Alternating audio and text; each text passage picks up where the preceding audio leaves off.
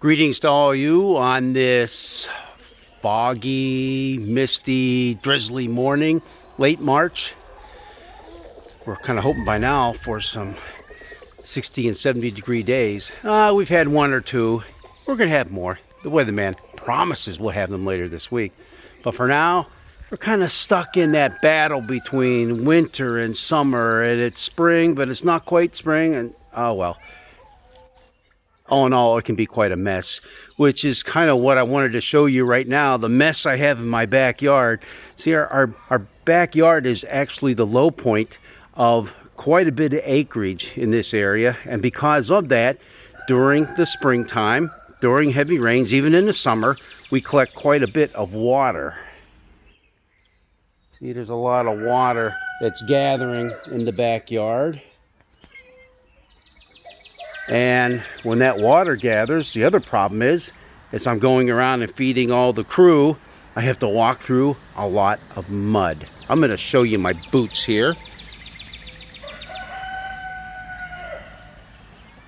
Yeah, pretty nasty, pretty muddy.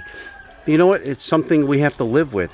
I don't like it, but hey, it happens. It just happens.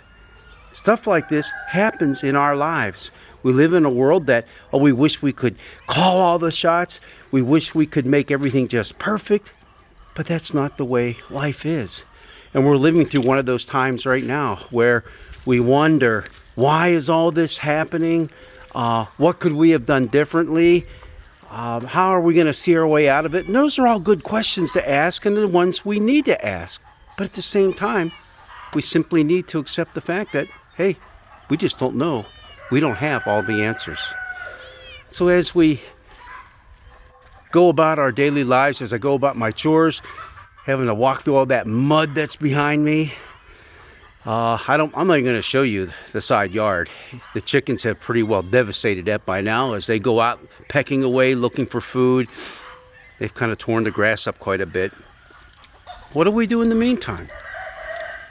I think we do what the prophet Ezekiel did.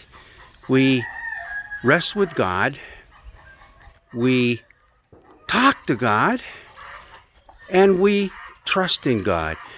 Story we had last week, the Old Testament lesson for a lot of our churches was from Ezekiel, where Ezekiel the prophet was out looking over this valley of dry bones, and all he could see was a bunch of bones, people who were killed in battle, people whose lives had just been dried up, people who had lost their lives literally. And God did an amazing thing. He breathed new life into those bones, and those bones were raised up and came back together into living human people. Now that was a vision that Ezekiel saw, but it was a vision of hope. A vision that God said, hey, I'm about to do a new thing. All you need to do is put your hope and your trust in me. Put your hope and trust in me. Yeah, there's a lot of things that we will be talking about in the days ahead as people. The political rhetoric is going to ramp up quite a bit, as it already has. We should have done this. We should have done that. Good questions. And as I said before, we need to ask them. But at the same time, we also need to do one other thing. Be decent about it. Be good human beings.